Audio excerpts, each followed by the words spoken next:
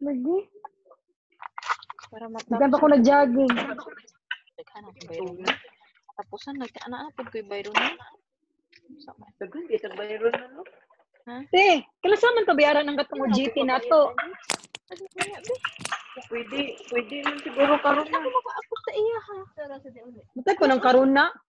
Mas 11. Wala ko may UJT. Gani. Ang sarang bayaran na to. Kuan. BLS. Ako may bayaran sa BLS pa lang. Ano ba ka mo? Dagan-dagan na po doon niya. Itong level 2, lagi na to, natutin. Oh. Bayro din ko level Tapos, 3. Basig magkatiwas-tiwas na mi anig. Kuan ba? August ako ba na jud mi ako anig. kapag August 500. Kalos dugay pa man ng GT pod. Dugay pa man na, uy, level 5. Gani. Hindi pa na, di pa bayaran eh. Mo gani, dugay na hina na ng GT. Pwede mo ganit, di na to bayaran. Pump sa UJT. Ang importante mga level sa unahon. Ito. Kung ang BLS, uy. Bilang BLS. Hindi raw makapasok si Emma. Ha? Hindi raw siya makapasok. Basic. naman sa signal niya. Baka. Ako din, ma'am. Ang tagal ko nakapasok, ma'am. Sa mga signal. Bakit, ma'am?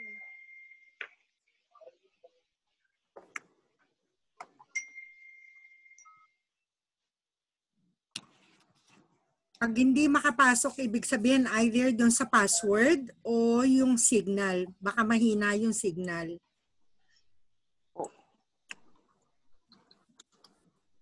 So anyway, continue natin. Pinag-usapan natin is using a draw sheet. When you are going to use a draw sheet for a helpless patient, kailangan you must need an assistant. Kailangan hindi mo gawing mag-isa dahil hindi mo magagawa. So, kailangan mo may assistant ka. So, tumawag ka muna ng assistant o yung makakasama mong mag-lift ng pasyente para at least magawa nyo ng maayos. Kasi sabi nga dito, pag inilusen mo yung mga sheet niya, dapat the other side meron din. Para sabay kayong dalawa na magli-lift ng pasyente pataas. Okay? So, kailangan pagka naitaas na yung pasyente, pagbalik nung pasyente na naitaas nyo na, ayusin nyo uli yung inyong beddings, yung bed sheets. Letter C is assisting a patient to raise head and shoulders. So pagka inasistihan natin yung pasyente natin na itataas lang yung kanyang head at saka yung mga shoulder, so kailangan ganitong position ang dapat natin gawin, yung procedure. Sa akin kasi, baka kasi pag kasi magkita kami tapos magkaaway. Stand facing the head of the bed. Masasaktan sa amin or Ano yun? Ang ginawa ko, umiwas ako ng umiwas. Ano yun? Friend ko, ma'am. Okay. So, stand facing the head of the bed with 1 foot advance. Okay? So, slip your arm nearest the patient under the axilla. Bibit-bitin natin kasi yung pasyente gamit yung kanyang dalawang kilikili. Okay? Kung paano kayo para nagtataas ng bata, so hahawakan natin through dun sa kanyang mga aksila. Tapos, ilalagay natin yung kamay natin doon sa kabila niya para then, with the bended knees. So, kailangan natin yung abdominal muscle natin yon, i-brace natin yung head, and kailangan maitaas natin siya. Ito, sabi ko nga sa inyo, mahirap nating intindihin kasi hindi tayo nandun sa actual. Nag-uusap lang tayo. So once we are there dun sa ating actual, 1, 2, 3, 4, gagawin natin ito. So doon makikita natin exactly kung paano natin i-assist yung pasyente to raise head and shoulder. Okay, so this is a part of body mechanics. So kasama din ito doon sa ating bed making. Ganito siya oh. So hindi ba mahirap gawin o pag nagsasalita lang tayo, ini-imagine natin kung paano yung 1, 2, 3, 4. But when we are already there, alam na natin kung paano natin siyang i-assiste na itaas yung likod at saka yung balikat. So, moving a patient to the side of the bed. Halimbawa naman yung pasyente natin ay i-move natin siya dun sa gilid ng kama. Okay? So, yung papaumpisahan natin yung pasyente nating igilid dahil gusto natin siyang ibaba sa wheelchair or papalitan natin yung the other side of the bed. So, i-move natin siya to the side of the bed. So, a patient is easier to move or lift when he is close to the side of the bed. Di ba? Pag nasa, ibig sabihin, doon sa gilid na ng kama, malapit sa'yo, di ba? So, meron ka ng pagkakataon na malapit yung pasyente, nasa iyo yung center of gravity, kaya mo na siyang ibaliktad. So, when working alone, move the upper and lower parts of the body separately. So, umpisa muna kasi nag-iisa ka, kailangan muna ang i-move mo yung upper part, yung may ulunan. Tapos, at saka pa lang, yung nasa baba, yung sa may paanan. To move his upper part, slide mo yung one arm mo under sa head niya and shoulder and one arm under his back. Then, slide his upper body toward you. Okay? To move his lower body, slide one arm under his hips. Baba naman ito. And one under his thighs, and then slide his lower body toward you. Realign his shoulders, hips, and legs. Kailangan buo. Kasi pag naiwanan mo yung isa, yung kalahati ng isang paa, mabibika ka yung pasyente. Magkakaroon ng injury. So, ang may kasalanan, saan na naman pupunta? So, sa atin, na tayo yung nagpuposisyon ng pasyente. Dito, yung turning a patient to yung on his side. Pagka nag-iisa ka, ganito siyang gagawin mo. Okay? So, ilalagay mo yung isang kamay doon sa may shoulder, tapos yung isang kamay sa may hips. Paano naman tayong magpuposisyon? Yung mga common patient position, pag yung pasyente natin ay ooperahan. Okay? Dadali natin ito sa operating room. So makikita natin yung pasyente in a Fowler's position. Yun yung may 45 degrees, may 90 degrees na nakaupo siya. Typically, ginagamit ito sa neurosurgery and shoulder surgeries. Nakaupo ng ganito yung pasyente mo. Okay? Number 2, we have the supine position. Yung face up. So ito yung ginagamit pagka yung mga pasyente natin ay may dorsal decubitus. Yung inaayos nila yung pasyente for intracranial, yung dito sa ulo, doon sa heart, sa tiyan.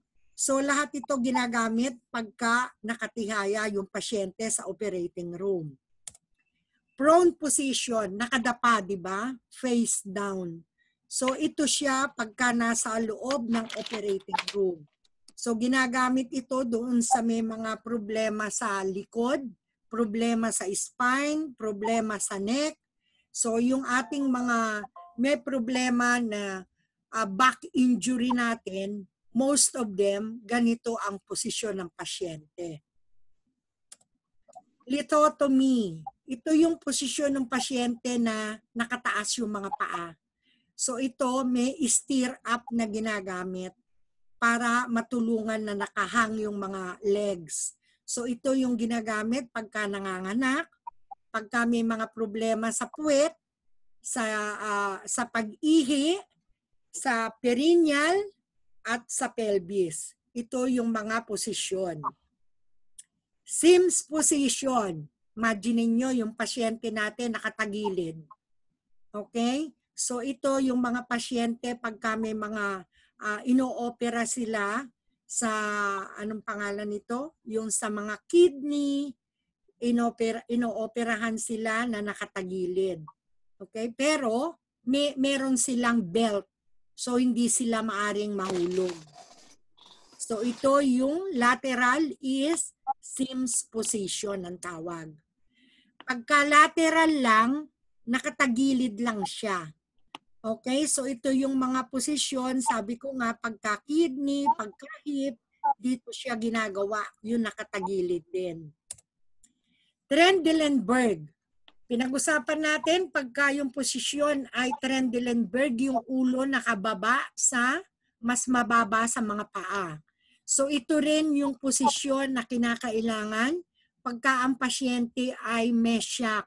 Halimbawa, yung pasyente natin ay hinimatay. So most patients, ganito nyo ilalagay. Okay? Kahit na hindi kayo sabihan ni doktor, pagka yung pasyente nyo ay namamatay na, at hinimatay siya, so the point is, put the patient in a shock position or Trendelenburg. Okay? Remember that? This is a shock position or a Trendelenburg position. Reverse Trendelenburg. Baliktad naman siya. So yung ulo niya ngayon ang mas mataas, ang mga paa niya nasa baba. So ito, ginagamit ito usually pagka inooperahan sa abdo, sa tiyan, sa prostate, so bariatric sa tiyan nga, yun, ginagamit itong kabilaan. So reverse Trendelenburg. So ilan yung pinag-usapan nating patient's position? Okay? So ngayon naman, ipuposisyon natin yung pasyente natin sa kama. Kanina, posisyon yon nung mga pasyenteng ooperahan. So patient's positioning in a bed is important para for maintaining alignment. Dun sa first nung ating slide kanina, we talk about positioning patient is important because of yung nagiging sa kanilang rest and comfortable, maintaining alignment, preventing bed sores. Yung mga pasyenteng hindi na binabaliktad o hindi natin inire-reposition, ang tendency nun, nagkakaroon sila ng sugat sa likod. So, kailangan i-preventahan natin yung pasyente na magkaroon ng bed sores or pressure ulcers. So, kailangan yung likod nila maayos. Yung likod nila hindi namumula. Yung ding foot drop. Yung bang kanilang mga paa ay nakaturo sa ceiling or bumagsak na. May contractures na ba yung mga kamay nila? Naninigas na ba? So ito, lahat ay responsibility natin. I-check natin lahat ito. Ngayon, dun sa positioning, kailangan natin silang i-reposition. So proper positioning is also vital for providing comfort for patients who are bedridden or have decreased mobility related to medical condition or treatment. So, kailangan natin talaga dahil nga pinag-usapan natin, ano kanina yung mga mangyayari pagka hindi natin ni-reposition yung pasyente. So, hindi ba may general weakness sila? Ano pa? So, nagkakaroon sila ng fatigue. Meron silang muscle weakness. Okay? So yun, bakit kailangan, importante na iposisyon natin yung pasyente. Merong venous stasis. So yung 4 na yun ang kailangan nating preventahan na hindi mangyari sa pasyente. When positioning a patient in bed, supportive devices, kailangan din natin yung pillow. Kasi pag tinagilid mo yung pasyente, baka kailangan niya ng pillow dun sa in-between ng legs. Yung pillow niya, dagdagan mo doon sa may likod. Yung blanket niya, kailangan i-roll mo sa may tuhod. So lahat ito, nakaka-help to provide comfort and safety sa pasyente. Okay? So positioning din, talking about patient positioning in bed, it is a common procedure sa mga ospital. Sabi nyo nga kanina, nabanggit ni Vilma, nagtatanong siya, ano ang trabaho ng nursing aide? So ito yun, pinuposisyon natin yung pasyente. Kasi nagtatrabaho tayo sa ospital, sa medical clinics, at saka sa mga long-term care, home care. So dito natin kailangan gamitin yung ating responsibilidad, yung ating job description, magposisyon ng pasyente. So fundamentals ito doon sa ating activity of daily living, iposisyon natin yung pasyente. There are various positions possible for patients in bed, which may be determined by their condition, preference, or treatment related to illness. So yung pagpoposisyon mo nga sa kama, as I told you kanina, kailangan meron kang medical order o doctor's order o nurse na in-instruct sa'yo. Huwag kang basta-basta gagalaw dun sa pasyente nang hindi mo alam yung order o wala nakasulat sa nursing care plan mo. So, pag-iingat ang kailangan natin. So, ito, uulitin ko uli, ito na naman yung mga patient positions in bed. So, yung supine, alam na natin yung supine. Kailangan, flat on bed, so face is up, meron siyang isang pillow, or yung legs niya is slightly flexed. Basta, kailangan niya to provide complete bed rest, to examine the abdomen, and to perform abdominal surgeries. So pagka ganitong posisyon, very relaxed yung pasyente. Complete bed rest ito. So ang procedure, number 1, place the patient back on flat on the back, support the head with a pillow, place arms, sabi nga natin, kailangan yung mga kamay komportable sa mga gilid o naka-fold, o yung mga legs niya, kailangan ba naka-diretso o naka-slightly flex with a pillow under the knees. So, meron ba siyang mga cotton rings? Halimbawa, ang sinasabi dito, meron silang ginagamit na device na parang, alam nyo yung headband, na merong binalutan lang yon ng parang cotton, inilalagay yun pag may bed sore sa likod ng pasyente pagka meron siyang namumula. So inilalagay yung mga rings na yan, cotton rings, para hindi magdikit dun sa kama. So ina-avoid natin yung magkakaroon ng redness. So yung footboard, ginagamit din natin dun sa mga pasyenteng bedridden, hindi na kumikibo, hindi na nagsasalita, hindi na gumagalaw. So tayong mga nursing aide, ito yung responsibilidad natin.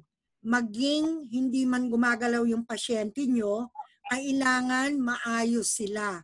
Walang sugat yung likod, walang foot drop. Okay? So ito yung mga titignan natin. Walang bed sores.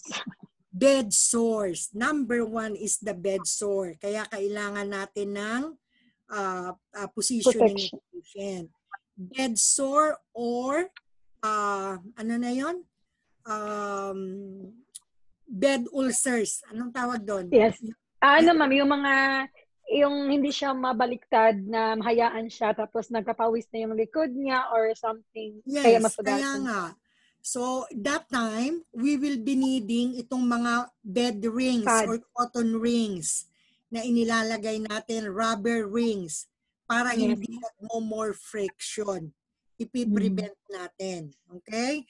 So, yung purpose nito naman, dito tayo sa lateral, right and left position. So, nakikita natin yung pasyente in this kind of position, nakatagilid siya. Pero, relax na relax yung itsura ng pasyente. So sabi nga natin, the patient lies on the side of the body with top leg over the bottom leg.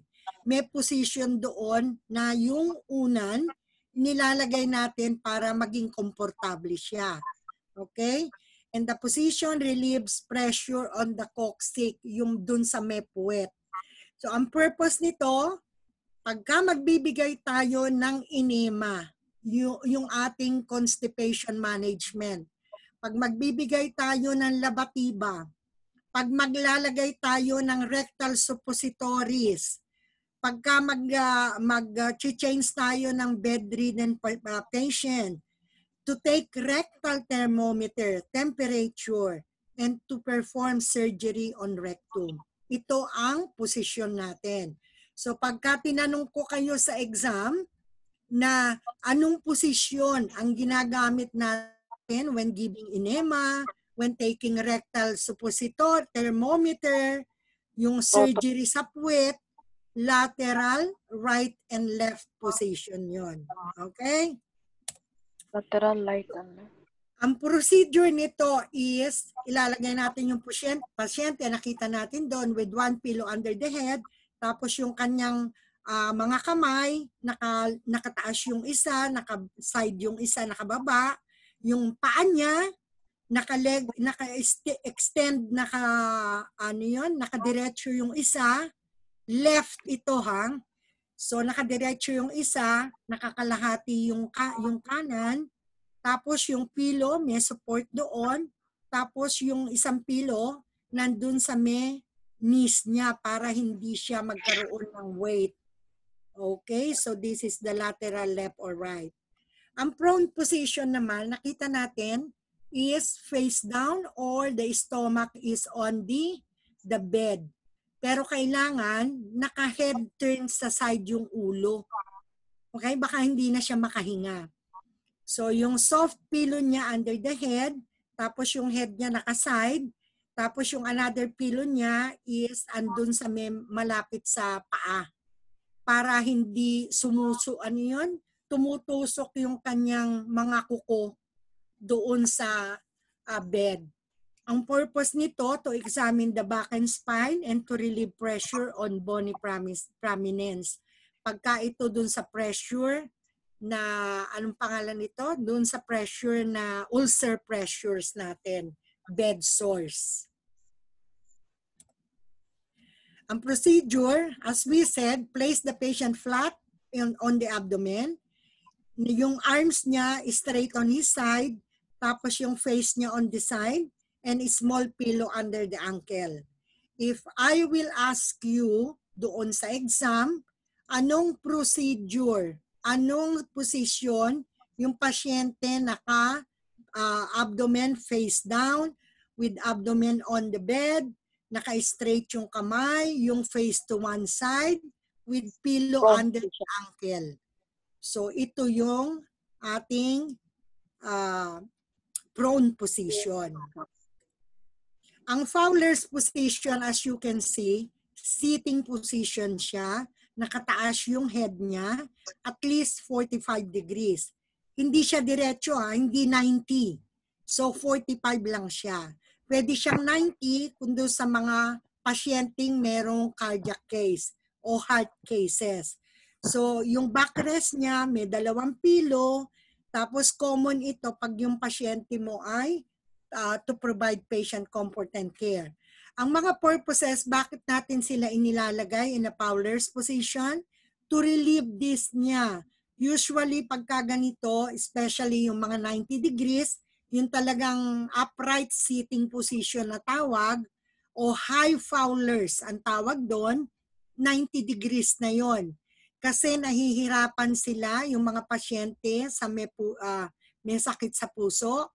So, meron silang difficulty of breathing. So, kailangang nakaupo silang natutulog. Or they are using yung cardiac table. So, ang purpose nito, number 1, to relieve dyspnea. Dyspnea is a medical term for difficulty of breathing. Okay? So, kailangan ang Fowler's position to relieve dyspnea. To relieve pressure on abdominal sutures. Pagka inoperahan sila, hindi kailangan ng high. Hindi yung talagang nakasiting. Nakatagilid yung 45 degrees lang. Kasi para hindi magkaroon ng pressure dun sa kanilang inoperahang tiyan. To change the position of the patient, pwede mo siyang iside, pero in the Fowler's position.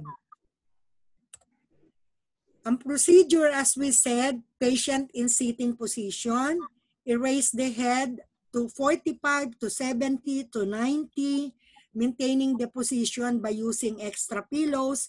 Kung wala kang yung iyong mattress na automatic, na pwede mo siyang itaas hanggang 45, 70, 90, so pwede mo siyang lagyan ng pillow.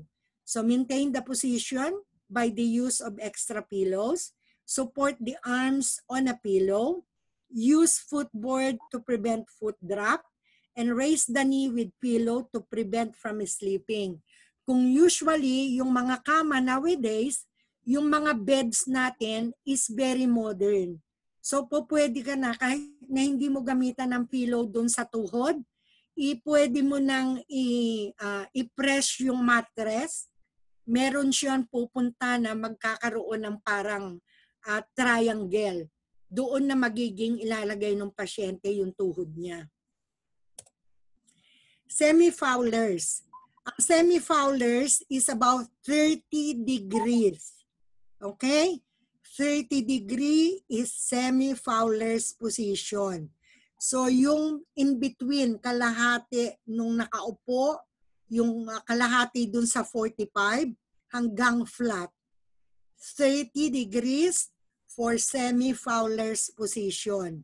So ito ginagamit natin pagka yung mga pasyente natin may sakit sa puso, merong mga problema sa baga, but mostly ginagamit natin ito pag nagpapakain tayo ng pasyente through NGT, yung mga enteral feeding natin. So pagka yung semi-Fowlers, ginagamit yung 30 degrees na bed and used for the nasogastric patients. The position is useful in promoting lung expansion as gravity pulls the diaphragm downwards, allowing for expansion and ventilation. So pagka yung cardiac, pagka respiratory, and nasogastric tube, semi-Fowler's position. Sims position. So yung naka-lateral, pwede din siyang tawagin na Sims position. Okay? So yung patient, supine siya and prone, okay? Pwede siyang between supine and prone with the legs niya naka-flex. Hindi siya kagaya nung kanina na lateral, na talagang naka-diretso yung isang paa. So ito, medyo naka-flex, medyo nakalayo yung isang paa. So arm should be comfortably placed beside the patient, not underneath. Nakita nyo yung posisyon niya, di ba? So pagka tayo nag-actual, ipoposisyon natin yung isa sa inyo na ganito. Return demo tayo. So yung isa, partner nung isa, yung isa, partner nung isa, siya yung gagawa, o yung isa, siya yung mahihiga. This is how we are going to do in an actual. Okay? So, ang purpose natin is useful for unconscious patient to prevent tongue falling back from the throat. Pagka yung mga pasyente natin kasi na itinihaya mo, wala na silang yung parang mga sinasabing unconscious, wala nang isip, wala na silang clinically dead. So pag inupo mo sila as in semi-Fowlers, ang mangyayari magfo-fall back yung tongue. Machu-choke sila, hindi sila makakahinga. So to prevent it, ganitong Sims position ang kailangan natin. Okay? So to examine the rectum, it allows secretions to drain. Ito yung ating Sims position or lateral. So, ang procedure niya, patient placed on the side of the bed, left side of the bed, keep the left arm behind the back and the head inclined forward, flex both the legs with the upper knee higher than the left knee. Ito yung pagkakaiba sa lateral natin. Kasi ito, pareho yung tuhod, pareho yung dalawang legs, naka-flex. Hindi kagaya nung atin kanina na isang paa lang dun sa lateral, isang paa lang ang mahaba, naka-extend, and the other one is naka-bend. So place one pillow under the head with the left cheek on it. Trendelenburg, as we talk about, this position is a Syak position. So Trendelenburg position, patient lies on the bed, on his back, and the head is lower. The foot of the bed is elevated 45 degrees. Baliktad siya ngayon dun sa Fowler's. And the body is an inclined plane and the legs hangs downward over the end of the table. So it is used in examination of the pelvic organ to treat the shock. Kaya nga, Trendelenburg or shock position. For postural drainage, to promote venous return, and to treat decreased blood pressure. Kasi yung mga taong hinihimatay, mostly hypovolemia. Mababa yung kanilang blood pressure. Yung volume of plasma nila mababa. So meron silang hypovolemic shock. Okay? Trendelenburg is a shock position. So procedure niya, explain the procedure to the patient, arrange yung articles na kakailanganin mo, provide privacy for all those patients na needed yung privacy, place the patient lied on his back, elevate the foot at 45 degrees, body is in an inclined plane with hips higher than the bed, and the knees are flexed, and the legs hang downward over the end of the table. Nakita nyo kung paano yung Trendelenburg, ito yung procedure natin. Reverse Trendelenburg. Paano yung reverse Trendelenburg? Mataas na ngayon yung ulo. Binaliktad lang natin kung paano yung Trendelenburg. Kung nakababa kanina yung ulo ng Trendelenburg, ngayon itataas natin yung ulo. Yung mga paa naman niya ang nakababa ngayon. Okay? So reverse Trendelenburg is used for neck and head surgery. So yung Trendelenburg din, it's improved surgical exposure of the prostate and minimally invasive upper abdominal procedure. So ito yung kabaliktaran noong ating Trendelenburg. Lithotomy position. As I said kanina, nakita natin yung dun sa may surgery sa operating room, ito, naka-flat yung pasyente, tapos dapat ito, meron siyang steer up. Dun sa steer up niya, itataas yung dalawang paa. So it will give way para ito kung halimbawa yung nanganganak na pasyente. Okay, so for delivery of baby and for rectal exam and operation. So if I'm going to ask you yung what is the position required for delivery of babies na ginagamit sa gynae procedure, lithotomy position. Lithotomy position. Lithotomy. Okay? So, ang procedure niya, naka-flat sa back with the legs raised and flexed. So the buttocks, naka-rest dun sa pinakadulo. Nakita nyo, di ba?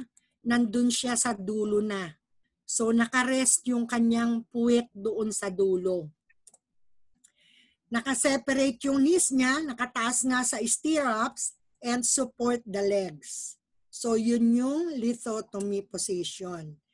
Erect or standing position. Yung mga pasyente natin na pag chine-check ng mga neurology, yung mga ortho, so pinapatayo sila ng diretso. So ito ay erect or standing position. The client is stand erect and the position should not be used for client who are weak.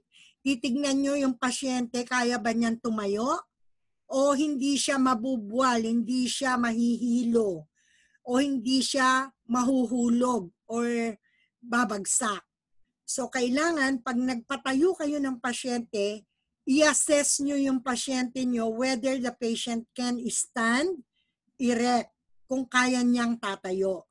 Okay? Because otherwise, kung hindi, delikado kayo, babagsak yung pasyente. Ang purpose niya, to assess posture, balance, and gait. Yung mga neurological disorders ng mga pasyente, hindi sila nakakatayo ng diretso. So, kailangan ito, assessment of neurological disorders. Orthopedic exam.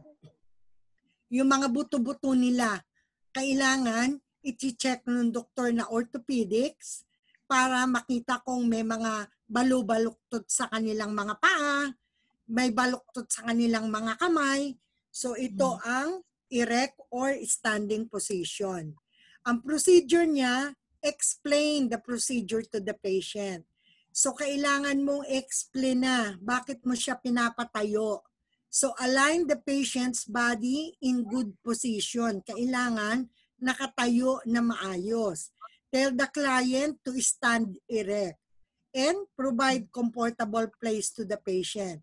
Sometimes yung mga pasyente, pinag-gown natin. Okay? So hindi natin masyadong pinaghuhubad. Pero kung yung doktor, lalaki naman siya, at nandun din yung pasyente, may nurse na lalaki, so okay lang kung nakahubad yung pasyente. Okay? Pero kung babae yung pasyente, ipag-gown natin. At kung lalaki yung doktor, kailangan nandun yung nurse na mag-a-assiste o yung nursing aide. Knee chest position. So number 11 na tayo. Marami na tayong posisyon, di ba? Ito naman, knee chest position. Ano ba itong knee chest position na to? Nakita nyo ba yung pasyente, nakadapa yung kalahating dibdib? Yung, what I mean, nakadapa siya with the dibdib, nandun sa sahig, sa floor. Tapos yung kanyang puwet nakataas, naka-kneel down siya.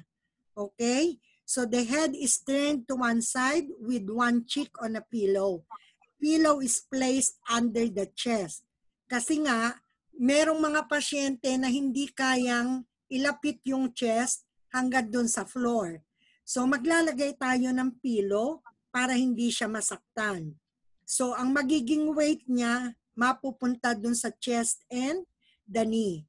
So ang purpose nito is to examine the rectum and vagina. Okay? Knee chest position for the rectum and vaginal examination. Okay?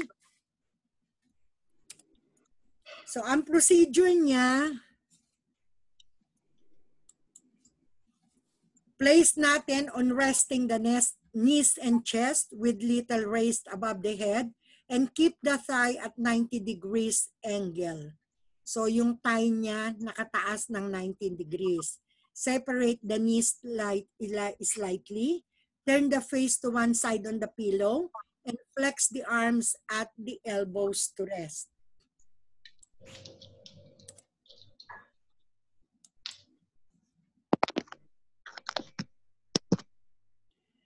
So, nakita natin, kung babalikan natin, we have 11